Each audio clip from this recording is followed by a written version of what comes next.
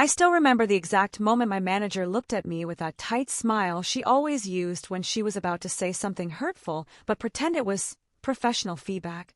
The fluorescent office lights were flickering, the way they always did late in the evening when the building felt empty, and the silence made every small sound echo twice as loud. Everyone else had already left for the day except a few people murmuring near the break room, probably pretending to be busy so they could overhear what was about to happen. I stood there holding the final presentation file I had spent weeks perfecting. It was supposed to be the heart of our product launch, the same launch I had helped build from the ground up, the same launch I had stayed late for, missed family dinners for, and poured everything into because I believed, stupidly, that hard work always paid off. My manager tapped her nails lightly on her desk before she finally said it, word by word, with no hesitation and no shame. We all agreed. You're not welcome at the launch.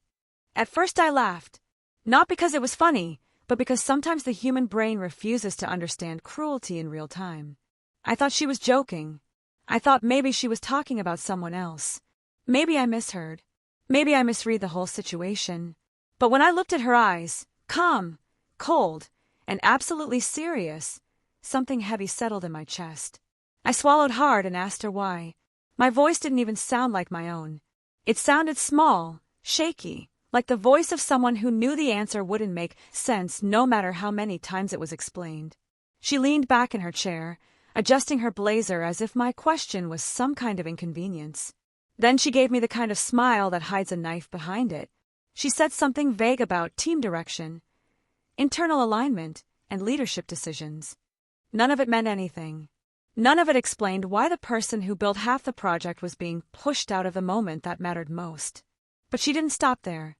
She went on talking for a long time, using those polished corporate phrases that sound polite but hit harder than actual insults. She kept saying things like, "We appreciate your effort," and "don't take it personally," and "it's not about your performance." If it wasn't about my performance, then what exactly was it about? She didn't answer that part. She avoided it like it was a dangerous topic. While she spoke, my mind drifted back through all the days I had tried so hard to prove myself. I remember the nights I stayed in the office until midnight while she sent me messages from her home, asking for last-minute changes. I remember the days she took credit for ideas I pitched and pretended she had come up with them herself. I remember the times my teammates complimented my work quietly but never defended me publicly because they didn't want to get on her bad side. I remembered the way she acted sweet in front of upper management but turned into a completely different person when the doors closed. In that moment, I started realizing something I had ignored for too long. This was never about my work. This was never about the quality of my ideas. This was about control. It was about ego. It was about someone wanting the spotlight all to herself and making sure I stayed in the shadows where she thought I belonged. But the part that truly broke me wasn't what she said. It was what she implied. She said the team had reached a consensus. She said they had discussed this thoroughly. She said it wasn't her decision alone. That meant one thing. They talked about me behind closed doors, and not one person stood up for me. People I had helped. People I had supported. People who borrowed my work, asked for my advice, and came to me whenever they needed something fixed or saved. People who had smiled at me just that morning, acting completely normal as if nothing was happening. I wanted to ask them why. I wanted to know what was said in that meeting. I wanted to know who started the conversation and how quickly everyone else agreed. But even if I got the answers, none of them would fix the sting that settled in the pit of my stomach. My manager finally stopped talking when she realized I wasn't speaking anymore.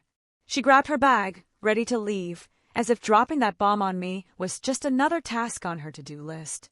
Before she walked out, she said, "Don't worry, we'll handle things.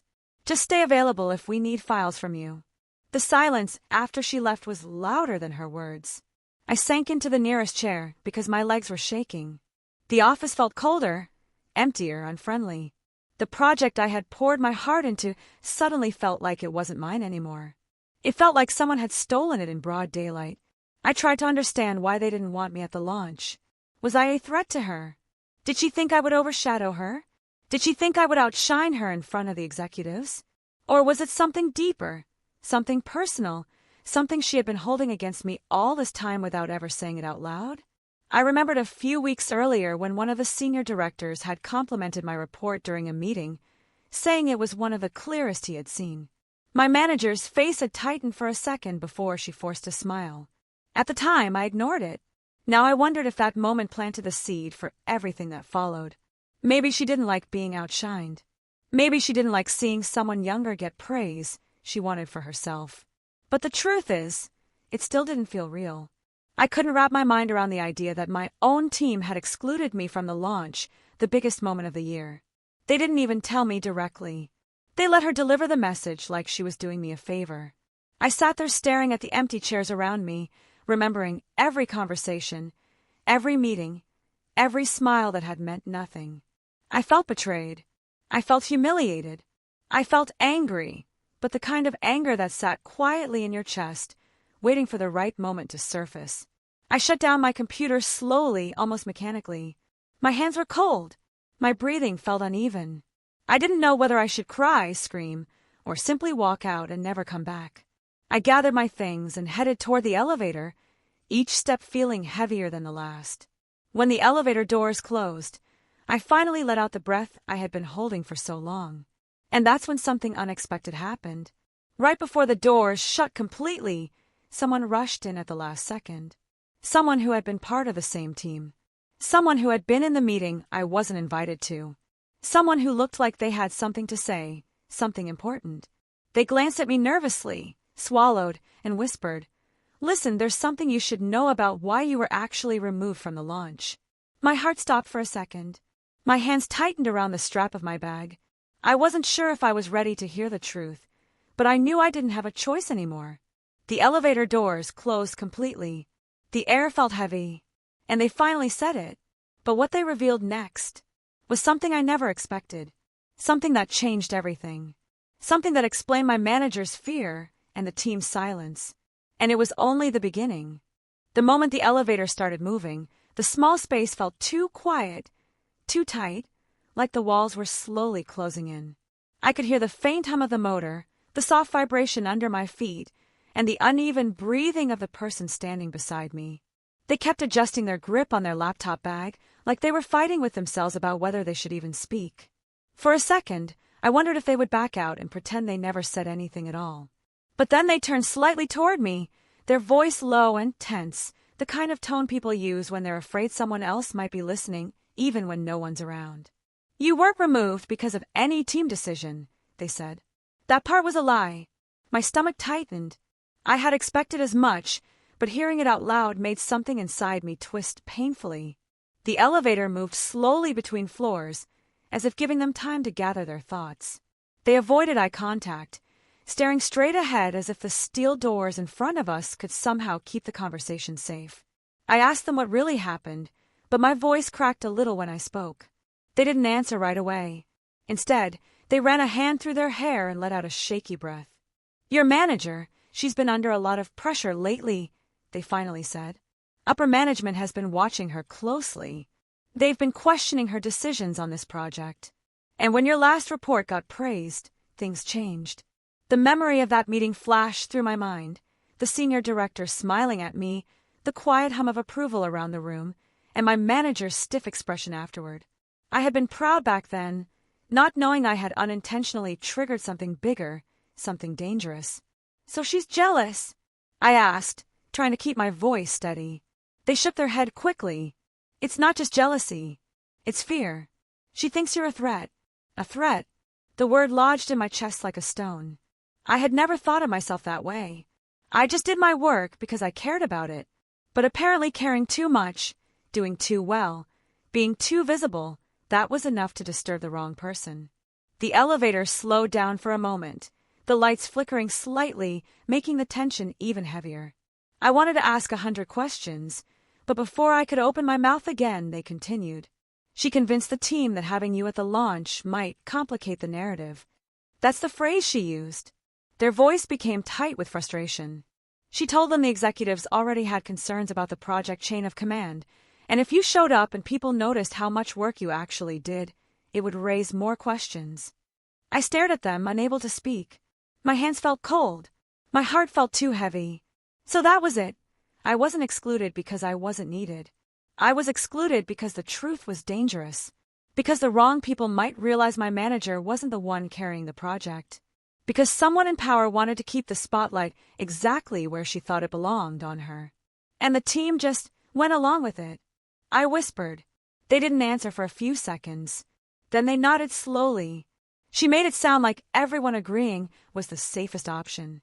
Nobody wanted to be the one to argue, not when she made them feel like saying the wrong thing would put their own jobs in danger. That part hurt more than anything. These were people I had joked with, worked with, supported through stressful deadlines. People I thought I could trust.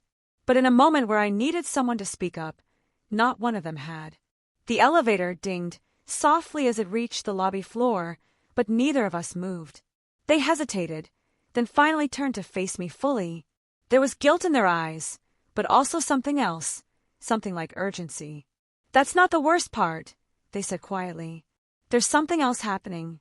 Something she doesn't want you to find out." My chest tightened again. "What do you mean?" Before they could answer, the elevator doors slid open. A few people were waiting to get in, so we stepped out to avoid blocking the way. The lobby felt colder than usual, the air conditioning hitting me like a wave.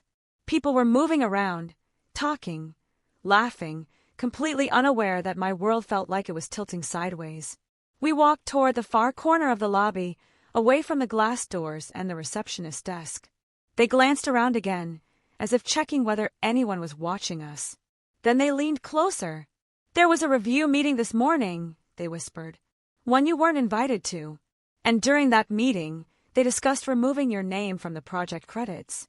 For a moment, everything around me went quiet. The sound of people chatting, the clicking of keyboards at the front desk, the noise of cars passing outside, all of it faded. I felt like someone had punched me in the chest. Losing the launch was bad enough, but losing credit for the work I had done? That wasn't just unfair. That was deliberate. That was personal. That was erasing me. "Why would she do that?" I said, my voice barely above a breath. They looked torn, like saying more might put them at risk. But they had already come this far. "She's trying to make it look like she carried the project alone," they said softly. "There's a rumor that the executives are considering promoting someone next quarter. A big role. And she wants to make sure she looks like the strongest candidate."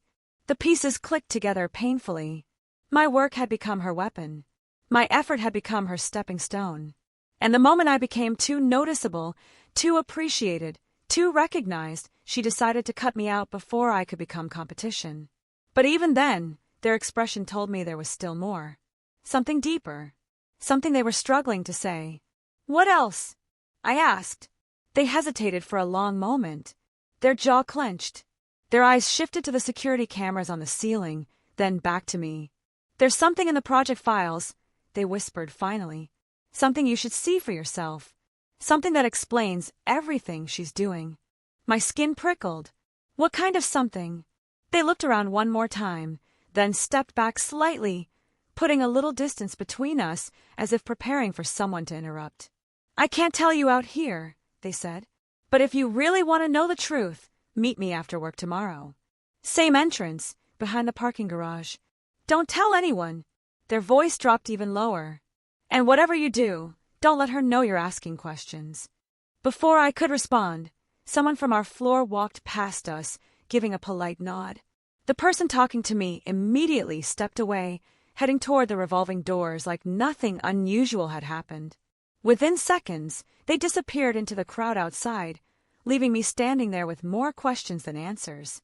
I stayed frozen for a moment, staring at the glass doors as they closed behind them. My heart was racing. My mind felt like it was spinning in circles. I knew going to that meeting tomorrow could change everything. It could give me answers, or it could put me in the middle of something I wasn't prepared for. But deep down, I also knew I didn't have a choice. I needed the truth. I needed to understand why my work was being erased. Why my manager was acting like she was protecting something, or hiding something. As I walked out of the building and into the cool evening air, one thought kept echoing in my mind, louder than all the noise around me. Something in the project files wasn't right. And whatever it was important enough for my manager to cut me out completely. But tomorrow I would finally find out why, if someone didn't stop me first. The next morning, The office felt different the moment I walked in. Maybe it was just my imagination, but the air felt heavier, like the walls themselves knew something I didn't. People moved around normally, laughing near the coffee machine, greeting each other, complaining about the traffic, but every smile felt forced to me now. Every glance felt suspicious. Every whisper sounded like it could be about me. I tried not to let it show, but the weight of what I learned the night before sat on my shoulders like a secret I wasn't ready to carry. I walked to my desk, pretending nothing was wrong. I kept my steps steady, my face neutral, my breathing normal. But inside, I was replaying the conversation in the elevator over and over. My manager wanted me out of the launch, sure. That part hurt, but made sense in its own cruel way. But removing my name from the project credits, hiding something in the files, that was bigger. That was a level of manipulation I hadn't even considered before. I opened my laptop and tried to act normal, clicking through emails as if I was actually reading them. A few coworkers passed by, giving me quick good mornings that felt emptier than usual. One of them, Maya, stopped by my desk and asked if everything was okay because I looked tired. I forced a smile and blamed it on a lack of sleep. I didn't expect her to know anything. She stayed out of office politics, but I couldn't risk letting anything slip. My manager walked in a few minutes later, heels clicking sharply against the floor. She was talking loudly, too loudly, as if performing confidence for everyone watching. She made eye contact with almost everyone except me, which confirmed more than she probably realized. She stopped by a few desks, complimenting someone's color-coded spreadsheet, laughing too hard at someone's joke, pretending to be relaxed. But every time she looked in my direction, even from a distance, her smile tightened just a little. Maybe I really was a threat. Not because I wanted to be, but because she made it that way. The morning passed slowly. Every hour felt like a whole day. I checked the time repeatedly, counting down the minutes until after work. I even tried accessing some of the project folders, hoping to see what was supposedly hidden, but half the files I normally used were suddenly restricted. A pop-up message kept appearing, saying I didn't have permission anymore. That had never happened before. Not once. I sat back in my chair, staring at that message, realizing that someone had removed my access overnight. This wasn't paranoia. This wasn't imagination. Someone was actively locking me out. Around noon, my manager called for a quick team huddle. Everyone gathered near the conference table. I stayed slightly in the back, not wanting to draw attention. She stood at the front, talking about final preparations, launch visibility, and alignment with leadership. She spoke like she had everything under control, like the team was perfectly united behind her. But every time she mentioned the launch, I felt something twist in my stomach. When the meeting ended, people drifted away in small groups. A few glanced at me with awkward expressions, like they wanted to say something but didn't know how. Or maybe they were afraid to. Maybe they knew more than they were admitting. Maybe they had heard things I wasn't supposed to hear. I went back to my desk and tried to focus again, but my mind was racing. I kept thinking about what the person in the elevator told me. Something in the project files was wrong. Something big enough that hiding it felt easier than explaining it. What could it be? A mistake? A missing data set? A report that contradicted something my manager claimed? Something she took credit for that wasn't hers? The more I thought about it, the more I wondered if this wasn't just about jealousy or competition. Maybe my manager was protecting something she had done, something she couldn't let come to light. Throughout the afternoon, I caught glimpses of her stepping into private meetings, closing doors behind her, whispering with supervisors. At one point, through the glass of a small conference room, I saw her talking to HR and my heart skipped. HR? Why would she need HR involved? Was she preparing for something? Setting something up? Taking another step in her plan to push me out? I didn't know, but the uneasiness grew stronger. Around 5 p.m., the office started emptying out. People packed their bags, said their goodbyes, and headed toward the elevators. I stayed at my desk longer than usual, pretending to finish something, so I wouldn't leave at the same time as everyone else. I didn't want attention. I didn't want questions. I just wanted time to pass quietly until I could slip out unnoticed. But before I could leave, something unexpected happened. My manager walked up to my desk. She didn't smile this time. She didn't pretend to be friendly. Her expression was unreadable, too calm, too controlled, the kind of calm that hides intentions you're not supposed to see. "Do you have a moment?" she asked. My heart started pounding. I nodded slowly, hoping my face didn't show anything. She gestured toward her office. I followed her in, closing the door behind me. She sat down, folded her hands, and looked at me in a way that made the room feel smaller. "I noticed you tried accessing restricted folders today," she said. My breath caught. I hadn't told anyone. No one had seen me. But she knew. "I checked system access logs," she added casually, like she was discussing weather. "So I'd appreciate it if you didn't try to access materials that aren't part of your tasks anymore." I tried to stay calm. "I was looking for something I worked on." Her smile was thin. "Those materials are being reorganized. You don't need them." The way she said it made my skin crawl. Then she leaned forward slightly. "And just so we're clear, it's important for the team that we stay aligned right now. I hope you're not letting personal feelings interfere with professional boundaries." It took everything in me not to react. She was warning me, telling me to stay quiet, telling me to stop asking questions, telling me she knew I was getting close to something she didn't want me to see. I nodded carefully, pretending to understand, pretending to agree. She watched me closely before dismissing me with a gentle, "Have a good evening." The moment I stepped out of her office, my hands were shaking. I grabbed my bag, left the building, and walked quickly toward the back entrance near the parking garage, the place I had been told to meet. My heart was beating fast. My steps were uneven. The sun had already set, and the dim yellow lights around the building made everything look colder. When I reached the spot behind the garage, it was quiet. Too quiet. Only the distant hum of nearby traffic filled the air. I waited, glancing around nervously, wondering if the person from yesterday had changed their mind. Then I heard footsteps. I turned, expecting to see them. But it wasn't them. It was someone else from the team, someone who shouldn't have been there at all. They walked toward me slowly, stopping a few feet away, their expression tense, like they were carrying something heavy they shouldn't be holding. "I heard you were meeting someone here," they said quietly. "And you need to be careful. Really careful." My chest tightened. "Why? What's going on?" They looked around once before stepping closer. "Because whatever you think you know about her, it's worse. She's hiding something bigger than just credit. And if you dig too deep, she's not going to let you stay here." My breath caught. "What is it?" I asked. They looked at me with hesitation, then fear, before whispering. "It's not just the project files. It's the launch itself." Before I could ask anything else, they stepped back quickly, eyes wide. Someone else was approaching. And whoever it was, they weren't coming with good intentions. The tension didn't just build, it wrapped itself around me. And this time, I knew I was in deeper than I ever expected.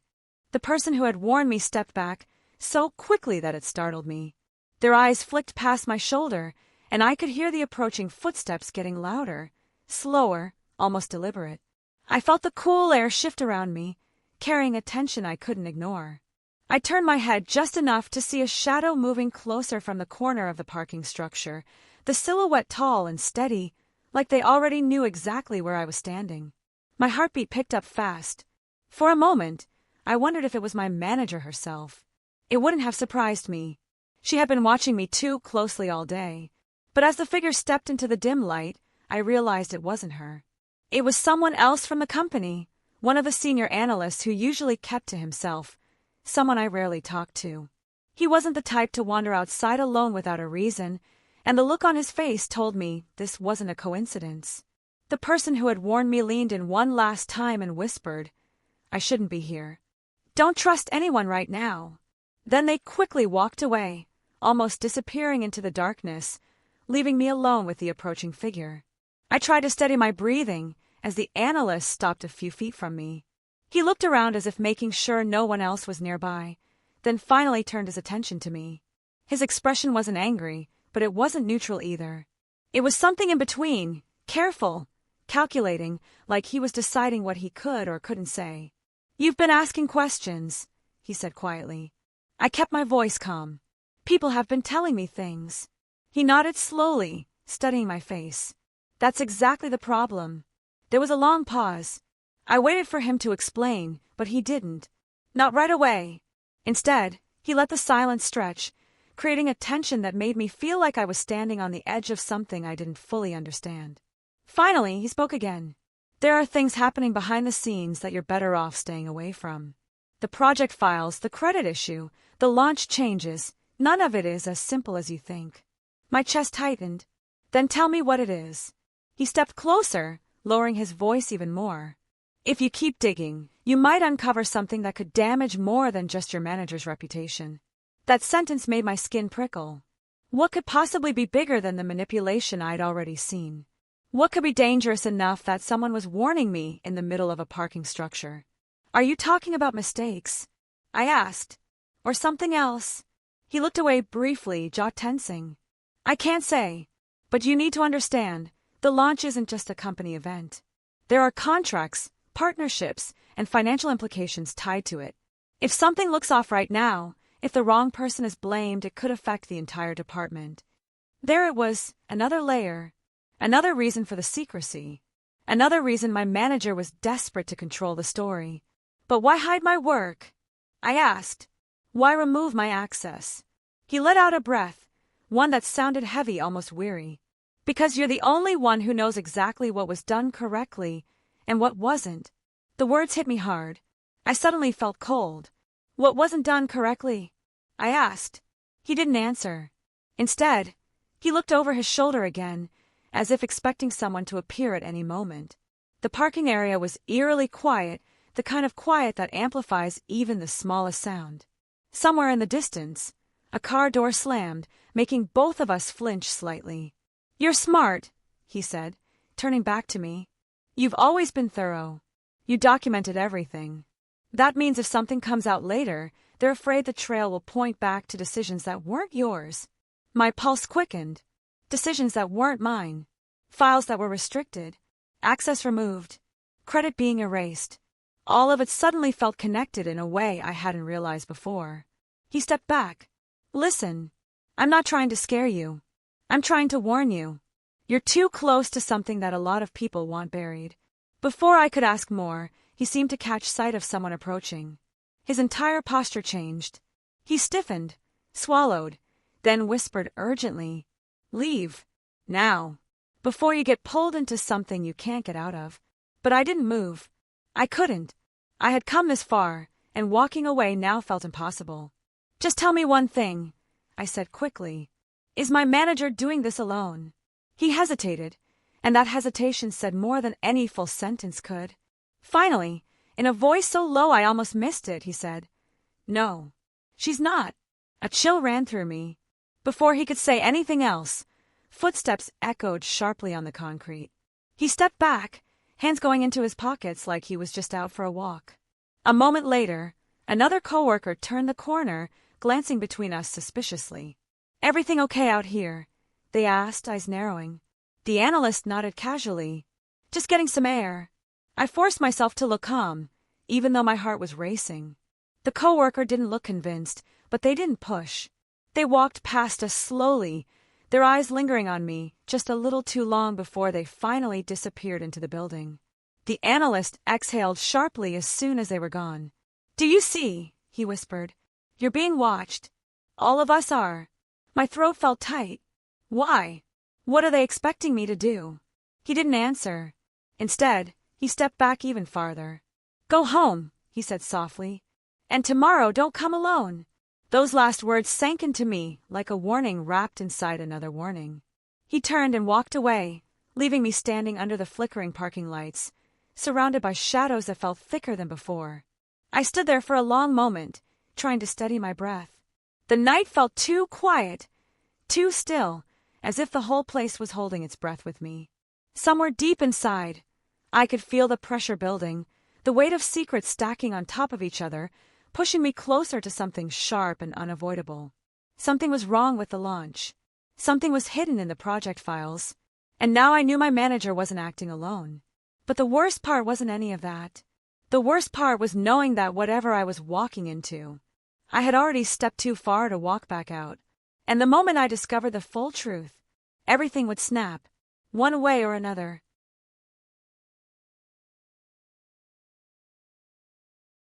Everything suddenly shifted the moment Adil stepped forward, his voice firm but strangely calm, as if he had rehearsed this confrontation 1,000 times in his head.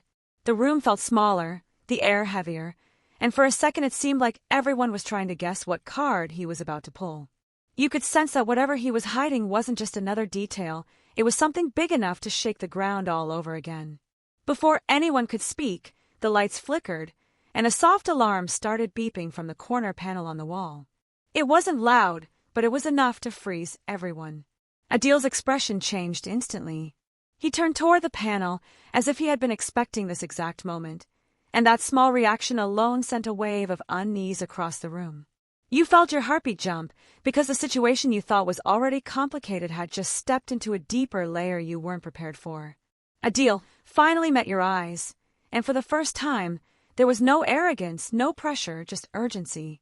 He admitted there was something he kept hidden, something even he had hoped wouldn't surface. But now it was here, forcing its way into the already tense story. The way he spoke made it clear that this twist wasn't against you, it was bigger, wider, and dangerously connected to everything unfolding. His voice was steady, but you could see the worry underneath the surface. At the same time, Zara stepped closer, confused but alert. She had been quiet, trying to read the situation, but now her instincts pushed her forward. She questioned Adil, and his hesitation only fueled the tension. The room wasn't just filled with secrets anymore, it was filled with possibilities, each more unpredictable than the last. You noticed how Zara's concern wasn't only about the situation, it was also for you. And that made the moment even more overwhelming. Suddenly, Adil's phone buzzed, vibrating sharply against the wooden desk. One glance at the screen, and his entire presence changed.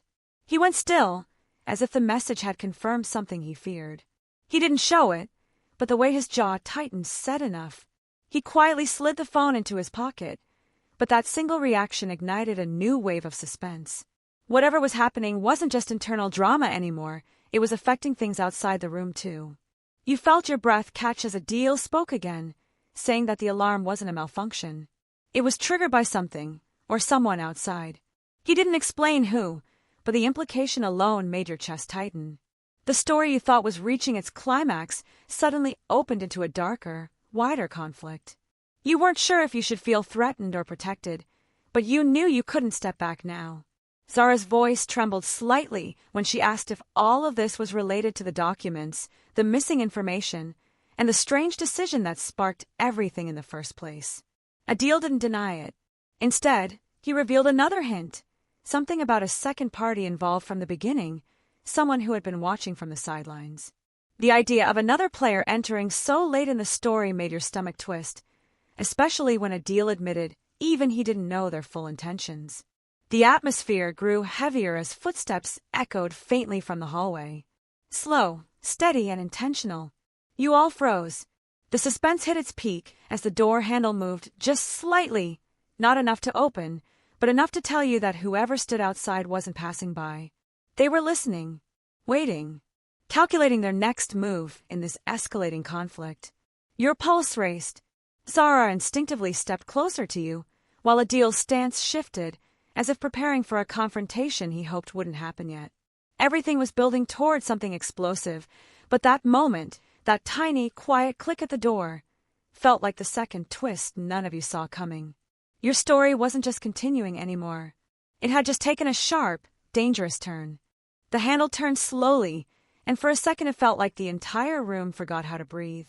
When the door finally opened, it wasn't who any of you expected.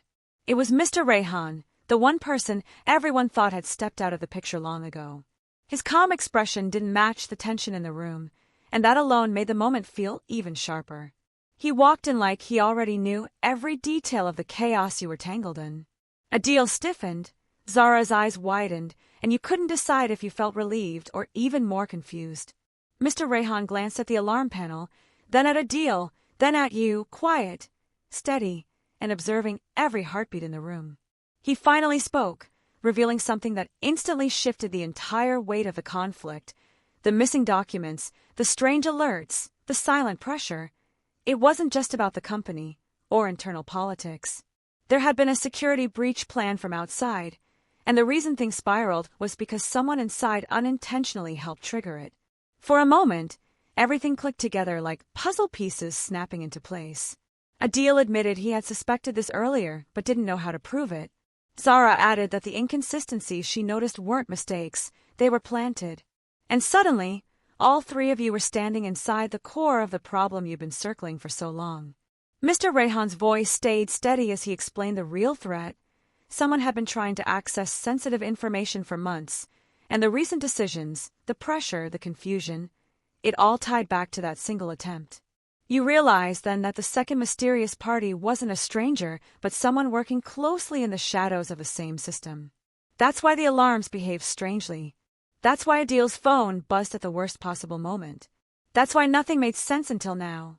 The climax hit its peak when Adil opened the drawer and placed a small device on the table, something he had found hidden earlier but didn't reveal because he wasn't sure what it was.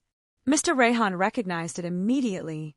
It was a signal interceptor, tiny, dangerous, and powerful enough to manipulate communication inside the building. And at that moment, the final piece locked into place.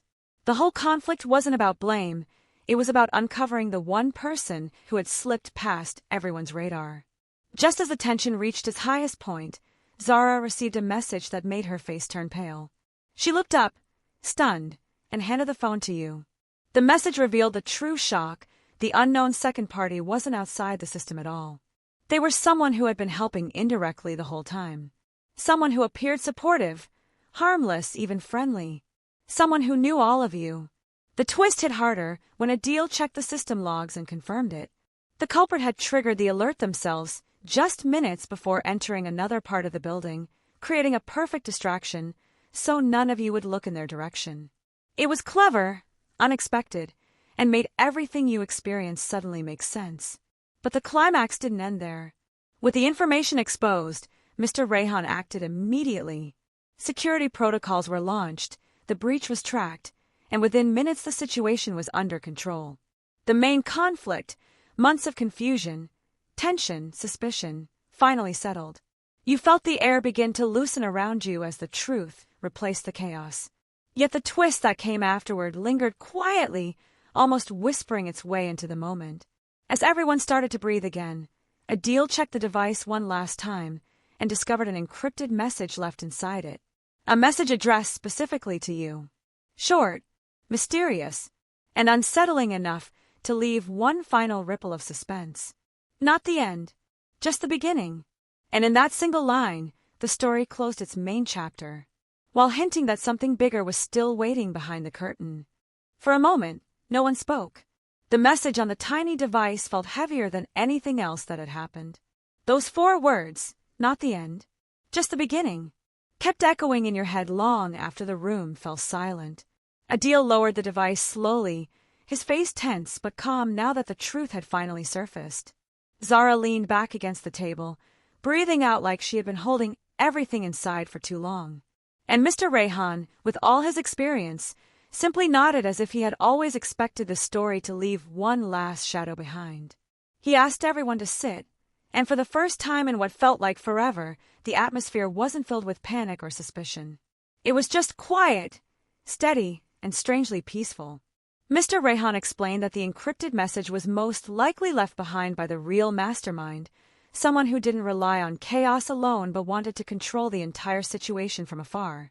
The person who planted the device was only a helper, not the creator of the plan. That realization settled everything in a new perspective. The conflict wasn't random or accidental. It was part of a bigger pattern that none of you had noticed before. But the emergency was over.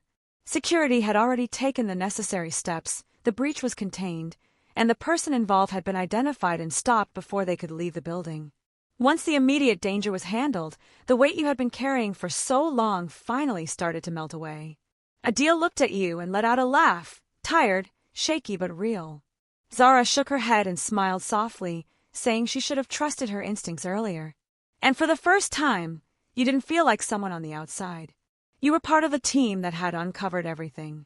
As things settled, the company called an emergency meeting the next morning. They wanted clarity, and they wanted answers. You walked into the conference room expecting more tension, but instead you were met with appreciation. The senior team acknowledged your role in uncovering the truth. even though you had been the one excluded from the launch earlier. There was something quietly satisfying about sitting in the same room where decisions were usually made without you and hearing them say your actions prevented a major crisis. Your manager, who once told you, "You're not welcome at the launch," seemed different now. Not embarrassed, but humbled. She approached you after the meeting and apologized, telling you she had made assumptions under pressure and should have handled things differently. Her words didn't erase what happened, but they helped close a chapter that had been lingering in your mind since the beginning. You accepted her apology, not because you had to, but because the situation had already taught you more about people, trust, and judgment than anything else ever could. Over the next few days, life slowly returned to normal. The office wasn't buzzing with fear anymore, but with gratitude and relief. People who barely noticed you in the hallways before now smiled or nodded, acknowledging what you helped uncover.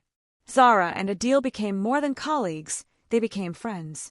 The three of you shared inside jokes about how dramatic everything had become, and how none of you would forget that night. It felt good to laugh again without looking over your shoulder. Behind all of it, though, the small message from the device stayed in your thoughts. It didn't feel like a threat. It felt more like a reminder that sometimes the challenges we face are bigger than the moment we see. And sometimes, the toughest situations reveal strengths we didn't realize we had. You didn't ignore the message, but you didn't let it control you either.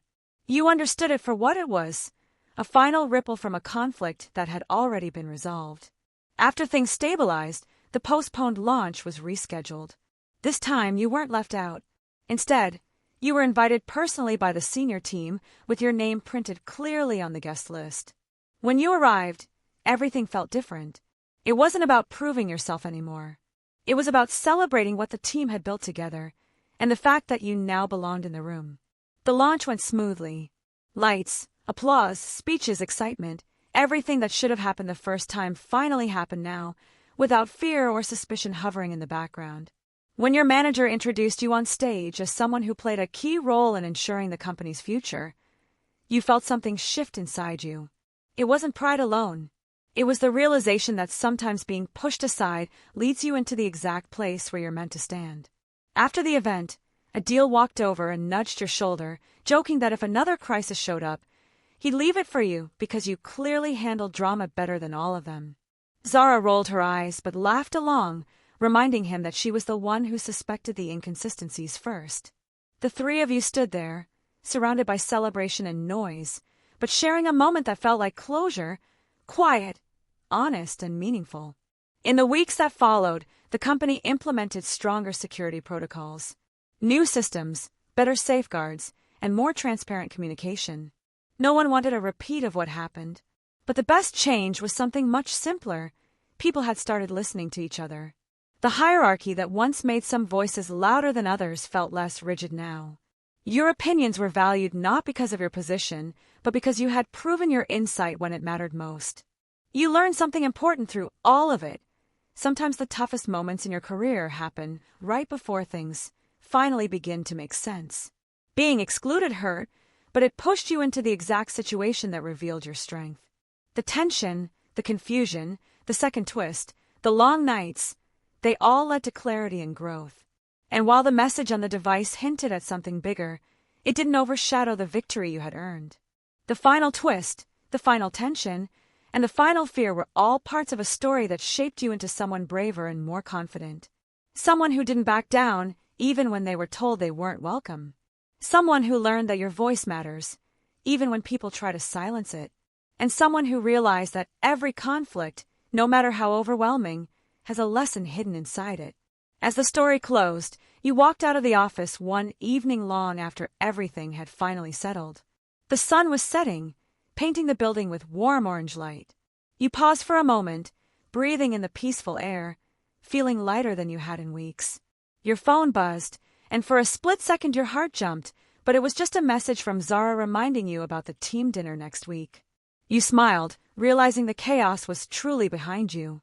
And as you stepped onto the quiet street, you understood something simple and powerful. The moment someone says, "You're not welcome," sometimes it's the world preparing to show you exactly where you truly belong.